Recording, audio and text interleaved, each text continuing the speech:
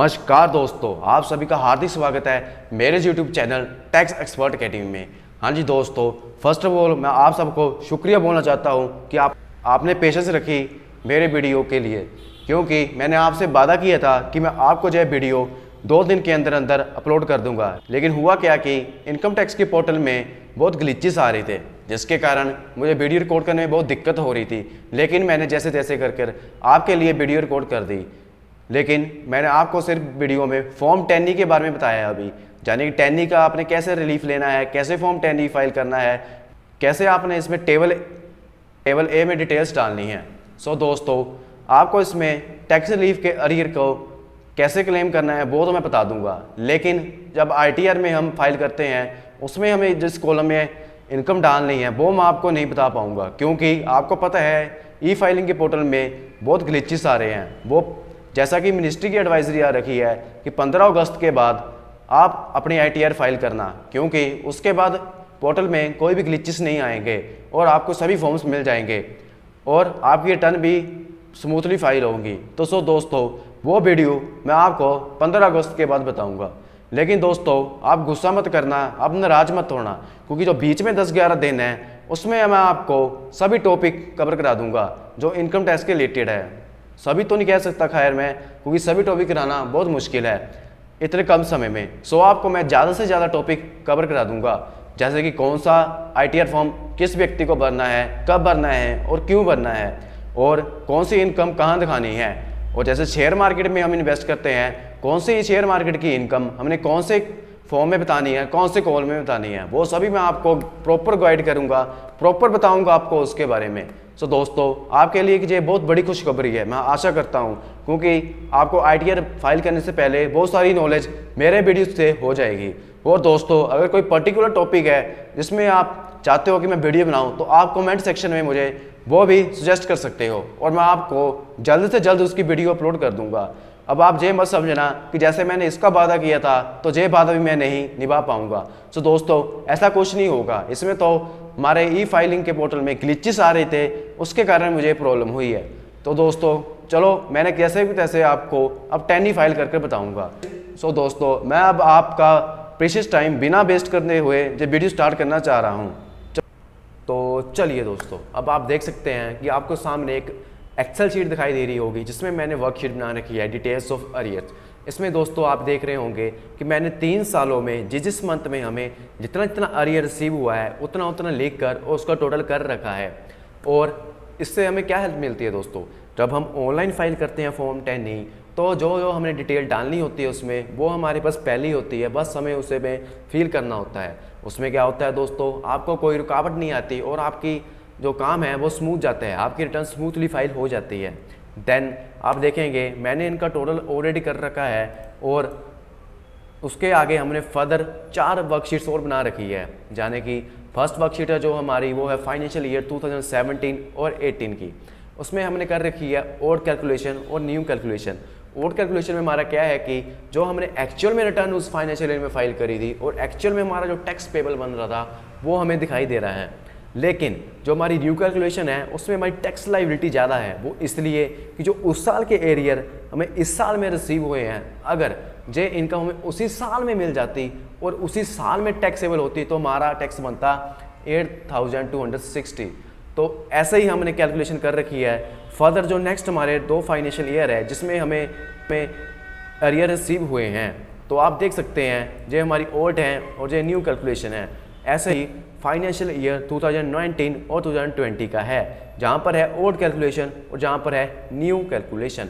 Then आप देख सकते हैं ये हमारा टैक्स रिलीफ। इसमें आप अब देखोगे कि जो हमारा मेन ऑब्जेक्टिव वीडियो बनाने का वो इसी में आपको दिखा रखा है। इसमें ये दोस्तों जो सेक्शन 89(1) में हमारा टैक्स रिलीफ कैलकुलेशन होना है, मैंने उसे जहाँ पर कैलकुलेट कर रखा है। आप अपने हिसाब से भी इसे फ्रेम कर सकते हो जैसा कि आपको इजीली लगे। तो चलिए दोस्तों, अब देखते हैं इसमें मैंने क्या कर रहा है। अब आप इसमें देखोगे एक मैंने टेबल मेंशन कर रखा है जिसका मैंने नाम दिया है टेबल ए। ये टेबल ए आपको जब हम ऑनलाइन फाइल करेंगे इस फॉर्म 10E को, तब आपको देखने को मिलेगा। देन आप देख सकते हो इसमें मैंने पिछले साल के पहले असेसमेंट ईयर लिख रखे हैं, देन उसके बाद फाइनेंशियल ईयर लिख रखे हैं और उनकी इनकम जो हमें एक्चुअल में रिसीव हुई थी जहाँ हमने टैक्सेबल इनकम के रूम में जिसे दिखाया था वो इनकम मैंने 3 साल की लिख रखी है। ये वही इनकम है जो मैंने पिछले 3 वर्कशीट्स में कर रखी है। यानी कि आप देख सकते हो इधर जो है हमारी ओल्ड इनकम और उसके बाद जो न्यू इनकम जो कि हमारी अरियर को ऐड करने के बाद बन रही है, वही दोनों इनकम मैंने इधर लिख रखी है और अरियर अलग से ऐड कर रखे हैं। उसके बाद हमने टैक्स को कैलकुलेशन की है, वो कह रही है ए में, यानी कि ए कॉलम जे रहा और सी कॉलम जे रहा। तो उसके बाद हमने टैक्स लाइबिलिटी कैलकुलेट कर रखी है, यानी कि आप देख सकते हो टैक्स ऑन ए और टैक्स ऑन सी, यानी कि ए कॉलम हमारा जो कि हमने उस ईयर में इनकम शो की थी और एक्चुअल में टैक्स पेबल हमारा जो बन रहा था। देन उसके बाद जब अरियर हमें रिसीव हुए हैं तो जाहिर सी बात है अगर इनकम ज़्यादा बढ़ती है तो टैक्स भी ज़्यादा बढ़ेगा। इसी के साथ हमारा जो टैक्स ऑन सी बन रहा है वो बन रहा है 8260, यानी कि इसका डिफरेंस आ रहा है 2223, जो कि हमने एक सेपरेट कॉलम में नोट कर रखा है।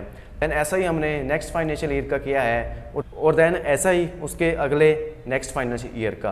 तो जहाँ पर मैंने टोटल कर रखा है डिफरेंस का और उसी के साथ इधर टोटल कर रखा है मैंने अरियर का। देन अब हम देखते हैं हमें अब कैलकुलेशन करनी होगी इस असेसमेंट ईयर की, यानी कि जिस ईयर में हमें अरियर रिसीव हो रहे हैं। तो दोस्तों इसकी भी बिल्कुल वैसे ही होगी जैसे हमने ऊपर की है, यानी कि पहले आपको इनकम लिखनी होगी विद अरियर के साथ, फिर विदाउट अरियर, फिर आपको टैक्स कैलकुलेट करना पड़ेगा अरियर के साथ और विदाउट अरियर। देन आप देख सकते हैं कि पहले हमने टैक्स कैलकुलेशन कर रखी है टैक्स विद अरियर की, जो कि हमारी कैलकुलेशन हुई है 16,54,064 रुपीज़ पर। उसी के बाद हमने टैक्स विदाउट अरियर कर रखा है, यानी कि जो विदाउट अरियर की टैक्स कैलकुलेशन है। तो दोस्तों अब आप देख सकते हैं कि इस दोनों में डिफरेंस जो हमारा आ रहा है वो आ रहा है 87,465, यानी कि 87,465। तो दोस्तों अब आप देख लो कि आपकी इनकम इंक्रीज होने के कारण आपका टैक्स लाइबिलिटी कितनी बढ़ रही है। अगर यही इनकम आपको उन पिछले सालों में ही मिल गई होती तो आपकी टैक्स लाइबिलिटी बनती सिर्फ 22,946। सो दोस्तों जितना भी एक्साइज टैक्स जहाँ पर बन रहा है उसका डिफरेंस हम कैलकुलेशन कर लेंगे इधर। अब जो डिफरेंस हमारा इन दोनों में आएगा, जो कि हमारी टैक्स लाइबिलिटी एक्चुअल में होनी चाहिए उस साल में, उनका टोटल और जो इस साल में बन रहा है उन अरियर का, वो डिफरेंस को हमें रिलीफ में ले सकते हैं। तो इसी के साथ दोस्तों अब मैं आशा करता हूँ कि आपको इस वीडियो में फुल एंड फ्लैज कंसेप्ट समझ में आ चुका होगा। अब इसी कंसेप्ट को अब हम ऑनलाइन करके बताएंगे आपको इनकम टैक्स के पोर्टल पर। तो चलिए दोस्तों, तो अब आप जैसा कि देख रहे हैं हम आ चुके हैं अपने इनकम टैक्स पोर्टल में। अब इधर हम लॉगिन करेंगे। तो फर्स्ट ऑफ ऑल हमें डालना होगा पैन नंबर।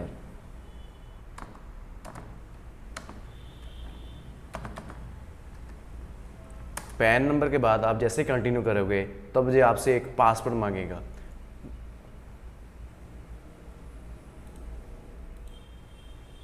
तो आपको इधर पासवर्ड फिल कर देना है।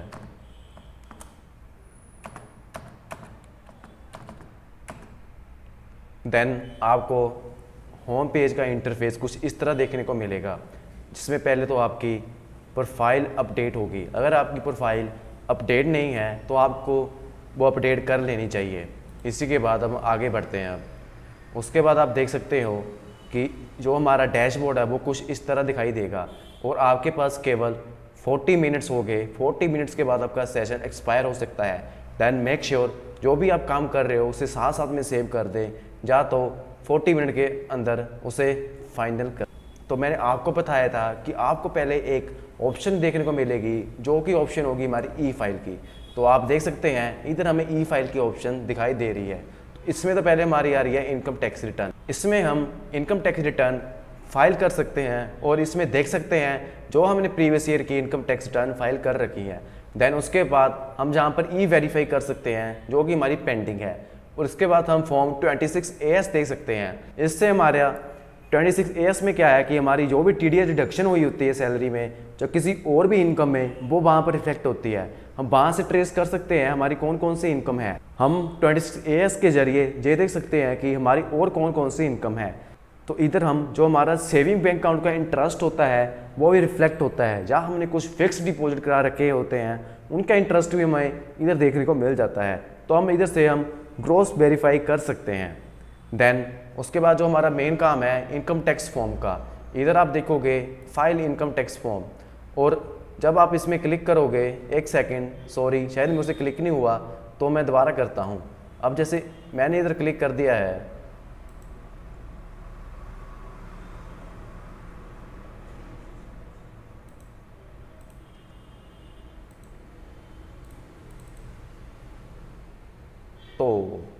तो आपने देखा कि जो हमारा न्यू जे इनकम टैक्स पोर्टल है, तो कुछ इसमें ग्लिचेस आ रहे हैं, जैसे कि आपने अभी देखा, तो कुछ इसमें एरर्स भी आ रहे हैं। तो आपको मैं एक बात अब और बताने जा रहा हूँ, जो कि हमारा फॉर्म 10 ही है वो इधर शो होगा हमें सेकंड वाले ऑप्शन में। हालांकि पहले हमें सिर्फ ये 2 ऑप्शंस शो होती थी, यानी कि ये कुछ ही फॉर्म्स हमें पहले दिखाई देते थे।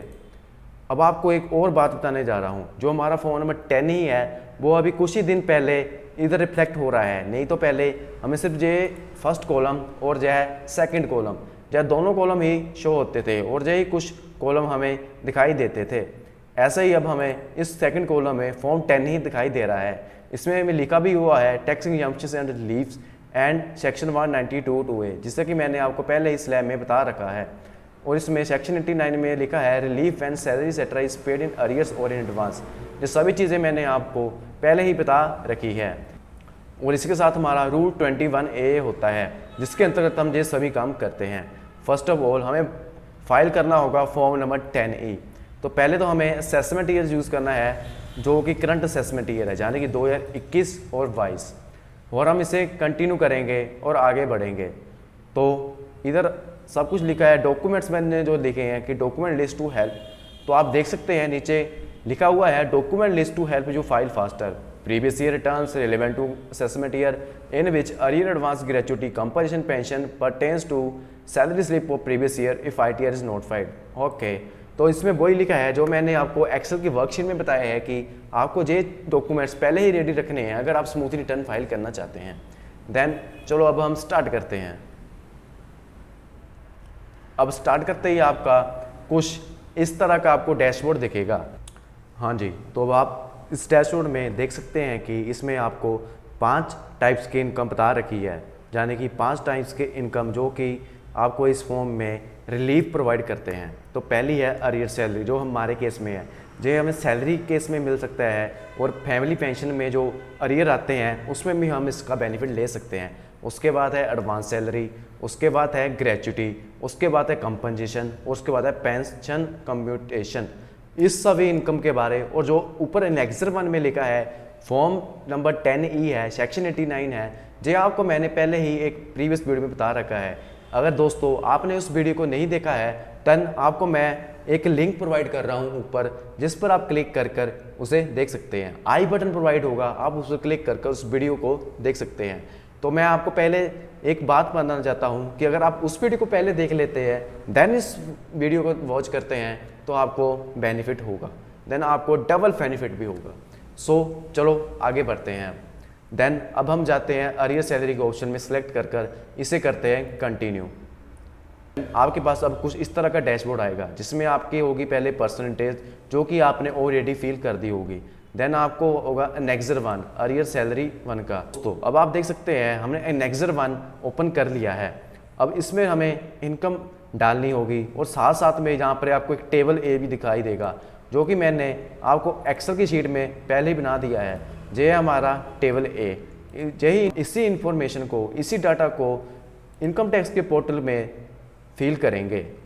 तो चलिए दोस्तों पहले हम देखते हैं कि ऊपर क्या लिखा है। इन्होंने लिखा है total income excluding salary family pension received इन अरियर, यानी कि आपको जहां पर वोवल टोटल इनकम लिखनी है जो कि एक्सक्लूडिंग सैलरी अरियर्स है। अब हम एक्सेल शीट में जाते हैं, तो आप देख सकते हैं total income with out arrear, तो आपको यही वाली इनकम वहाँ पर लिखनी है।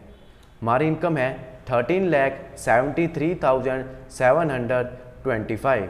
सो 13,73,725 जो हमारी इनकम है विद आउट अरियर।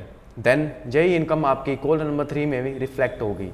उसके बाद tax on total income as per calculations as per system calculation as per item. Then उसके बाद जो हमारा कॉलम 4 है tax on total income as per system calculation, यानी कि एज पर आइटम 3, जो हमारी आइटम नंबर 3 है, इसमें जो इनकम आ रही है उसका कैलकुलेशन हमारी इधर आएगी। लेकिन आप अब सोच रहे होंगे कि जो सेम इनकम आ रही है, तो दोस्तों अभी इसमें अरियर्स ऐड होने के बाद जो यहाँ पर टैक्स आएगा वो उस पर कैलकुलेशन होएगा।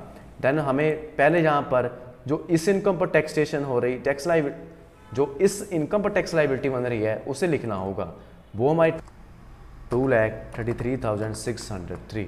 हाँ जी दोस्तों, अब इधर हमारी आ गई tax on total income as per system calculation as per item 1। Then ऐसे ही हमें यहाँ पर कॉलम नंबर 3 की जो इनकम होगी, यानी कि विद सैलरी एरियर्स होगी, उस इनकम पर जो टैक्स बन रहा है हमें वो लिखना है। तो वो भी हमने ऑलरेडी कैलकुलेट कर रखा है, 3,21,068 रुपीज़। तो हम उसे भी इधर लिख देंगे।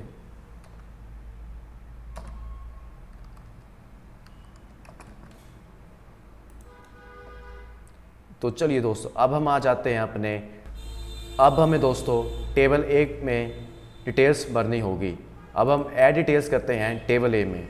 तो पहले तो हमें प्रीवियस ईयर सेलेक्ट कर लेना है, जिस ईयर के हम अरियर्स की इन्फॉर्मेशन डाल रहे हैं। तो पहला प्रीवियस ईयर हो गया हमारा 17-18। तो उस ईयर में जो हमारी इनकम है वो है 3,67,206। तो हमें इसमें टोटल इनकम डाल देनी है। याद रखना दोस्तों, इसमें हम अरियर की इनकम नहीं डालेंगे, मीन्स इसमें हम विदाउट अरियर इनकम डालेंगे, जो कि हमारी है 367,206। देन उसके बाद हमें इधर करने हैं ऐड अरियर। आप देख सकते हैं इसमें लिखा भी हुआ है salary family pension received in arrears relating to the relevant previous year as mentioned in column 1। तो आप देख सकते हैं इसमें हमारे जो अरियर है वो है 43,178। देन आप क्रॉस चेक कर सकते हैं कि आपकी जो इनकम विद एरियर है वो मैच कर रही है या नहीं, यानी कि 4,10,384, 4,10,384। तो जो मैंने आपको बोला था कि आप एक्सेल में एक वर्कशीट बना लेना, उसका यही बेनिफिट होता है। तो tax on total income as per column 2। तो tax on total income as per column 2, यानी कि हमारा जो कॉलम नंबर 2 है वो रहा जे। कॉलम नंबर 2 पे जो हमारा टैक्स बन रहा है वो हमारा रहा है 6,037, यानी कि 6,037। देन उसके बाद हमारा जो टैक्स ऑन कॉलम 4 बनेगा, यानी कि लिखा हुआ जहाँ पर tax on total income column 4, वो हमारा बनेगा 8,260। तो डिफरेंस भी आप देख सकते हैं 2,223। अब हम इसे ऐड कर देंगे। देन आप देख रहे होंगे इधर ये ऐड हो चुका है। उसी के बाद हम डालेंगे इसमें फर्दर नेक्स्ट फाइनेंशियल ईयर की, यानी कि जो हमारा है 2018-19 टोटल इनकम इस ईयर की है 3,31,086 रुपीज़। उसके बाद इधर हम डालेंगे अरियर। देन आप देख सकते हैं जो इनकम आ रही है वो क्रॉस वेरिफिकेशन हो रही है या नहीं हो रही है, मैच कर रही है या नहीं कर रही है। आप देख सकते हैं कि जो हमारी इनकम है वो हमारी एक्सेल की वर्कशीट के साथ मैच कर रही है या नहीं कर रही है। तो हम क्रॉस वेरीफाई करते रहेंगे 40-19-36, 40-19-36। अब हमें टैक्स लाइबिलिटी वहाँ पर फिर से राइट हैंड करनी है जैसे हमने ऊपर की थी। कॉलम में हमारे आएंगे 1617 रुपीज़। देन जो हमारा कॉलम नेक्स्ट कॉलम है उसमें हमारे आएंगे 7,900। देन आप डिफरेंस देख सकते हो 6,283। ये भी दोस्तों हमारा मैच कर रहा है।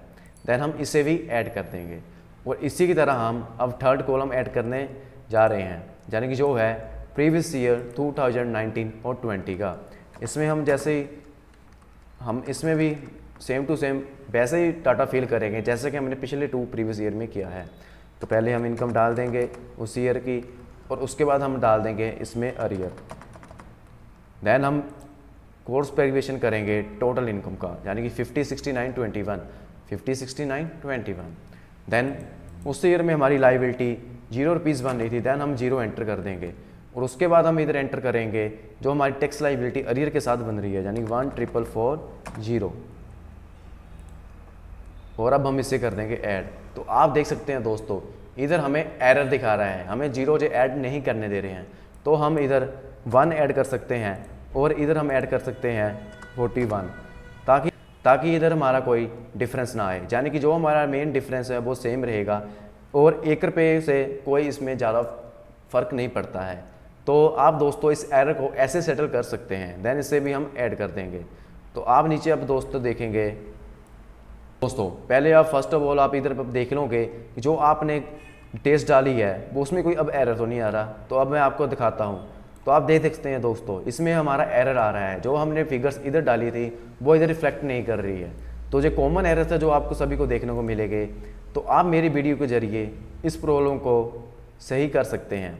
तो आपको इधर आपको अब दोबारा ऐड कर देनी है यही सेम टू सेम फिगर्स, इसको आपको री ऐड कर देना है। तो अब आप साथ में देखते रहना कि इधर हमारी इनकम शो हो रही है। अब हम जो सेकंड वाला फाइनेंशियल ईयर है इसकी भी हम ऐसे ही ऐड कर देंगे।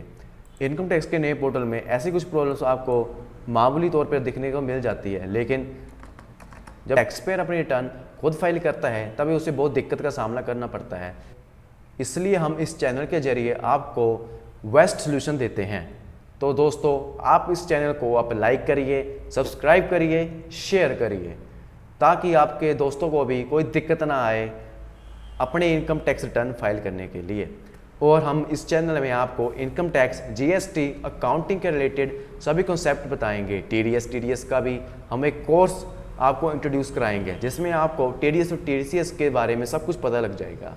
तो चलिए दोस्तों, अब हम इसे कर देते हुए पहले तो आपको देखना होगा कि आपकी जो इन्फॉर्मेशन है वो मैच कर रही है। पहले तो आपको टैक्स कंप्यूटेड इन टेबल ए में देखना है 20,946। हाँ जी, टेबल ए 20,946, तो ये हमारा मैच कर रहा है। उसके बाद आपको जो टैक्स रिलीफ है वो देखना है कि मैच कर रहा है या नहीं। 64,519। हाँ जी, तो हमारा ये मैच कर रहा है, तो हम इसे सेव कर देते हैं। अब आप सेव करने के बाद इस पर फिर से जाकर देख सकते हैं कि जो हमारी इनकम है वो सेम टू सेम आ रही है या नहीं आ रही है, यानी कि 13,73,725 जो हमने खुद ही ऐड करी थी। और जो एरियर्स हमारे यहाँ पे ऐड हुए हैं हम उसे भी एक बार टैली कर देंगे, यानी कि 2,80,339। हाँ जी, ये भी हमारे मैच कर रहे हैं।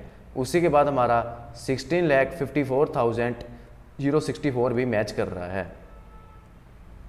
तो देन अब हमारा जो रिलीफ है वो हमें मिल गया है, यानी कि 64,519 का। जो 87 की जो अमाउंट थी वो जे वाली आ रही है हमारी। जो अब 87 वाली अमाउंट आ रही थी 87,465 की, जो आपने इधर देखी है, तो वही सेम अमाउंट आपको इधर रिफ्लेक्ट दिखाई होती दे रही है। देन अब हम आगे बढ़ते हैं। इसे सेव करने के बाद हम जाते हैं वेरिफिकेशन के लिए। वेरिफिकेशन के लिए आपको जहाँ पर टिक करना होगा, जो चेक बॉक्स दिया है उसमें आपको डिक्लेरेशन देनी होती है, जो कि ऑटोमेटिकली जहाँ पर लिखी होती है। देन आप इसे सेव कर देंगे। तो आप देख सकते हैं कि आपके ये सभी चीज़ें सेव हो चुकी हैं। देन आपको अब डिटेल्स में जाना होगा। डिटेल्स में आप सभी ने सब कुछ पहले ही ऐड कर रखा है, लेकिन इसमें आपको ये बताना होगा कि जिसकी आप रिटर्न फाइल करने जा रहे हैं वो रेजिडेंट है, चाहे नॉन रेजिडेंट है, चाहे नॉट ऑर्डिनरी रेजिडेंट है। अब ये तीनों टर्म का क्या मीनिंग होता है हम इसकी वीडियो आपको एक नेक्स्ट वीडियो में बताएंगे। हम विद इन 7 डेज आपको यह वीडियो भी प्रोवाइड कर देंगे कि what is the difference between resident, non resident, not ordinary resident.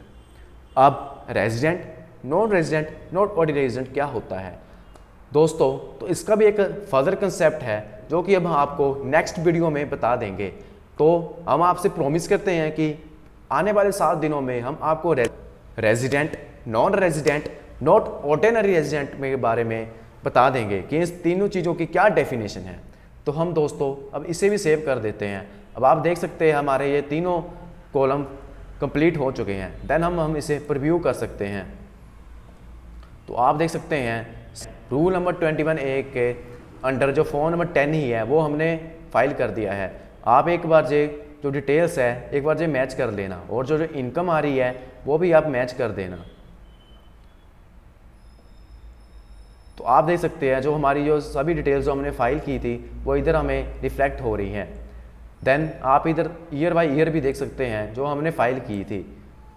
तो उसी के साथ आप प्रोसीड टू ई वेरीफाई कर सकते हैं। तो अब हम प्रोसीड टू ई वेरीफाई करते हैं। तो ये हमें पूछ रहे हैं are you sure you want to proceed e verify. Yes, हम श्योर हैं, तो हम कर। तो आपको देख सकते हो आपको ई वेरीफाई के लिए जहाँ पर कुछ ऑप्शंस प्रोवाइड कर रखी है, जिसमें से पहली ऑप्शन है I would like to verify using OTP on mobile number register with Aadhaar. आपका आधार के साथ जो नंबर रजिस्टर है उसका OTP डालकर आप इसे वेरीफाई कर सकते हैं। तो हम इधर से हम क्रिएट करेंगे अपना आधार OTP। तो हम अब करते हैं कंटिन्यू।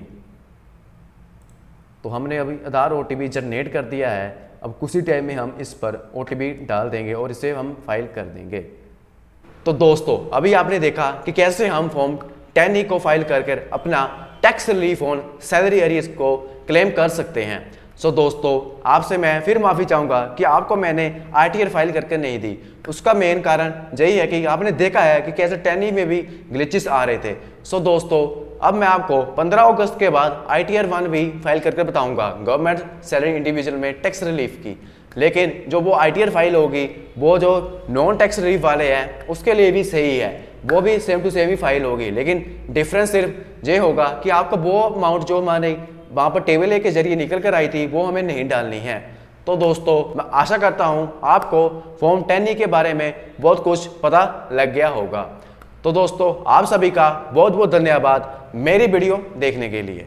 वो इसलिए क्योंकि जब आप मेरी वीडियो देखते हो और आप लाइक करते हो, कमेंट करते हो तो मेरा कॉन्फिडेंस ज़्यादा होता है और इससे आपका भी फ़ायदा है, मेरा भी फ़ायदा है। आपको इन्फॉर्मेशन मिलती रहेगी और मुझे कॉन्फिडेंस मिलता रहेगा, मैं कभी पीछे नहीं हटूंगा।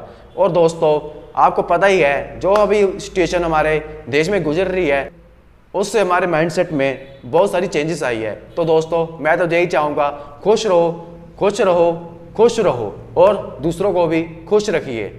तो दोस्तों आप सभी का बहुत बहुत धन्यवाद। आप मेरे चैनल को लाइक करिए, शेयर करिए, सब्सक्राइब करिए। सब्सक्राइब करने से क्या होगा वो तो आपको पता ही है क्या होगा। तो दोस्तों मैं फिर भी बता देता हूँ, सब्सक्राइब करने से आपको जो भी मेरी न्यू वीडियो आएगी उसकी नोटिफिकेशन आपको दिख जाएगी अपने YouTube अकाउंट में। सो दोस्तों एक बार आप सभी का फिर से धन्यवाद। खुश रहिए, खुश रखिए।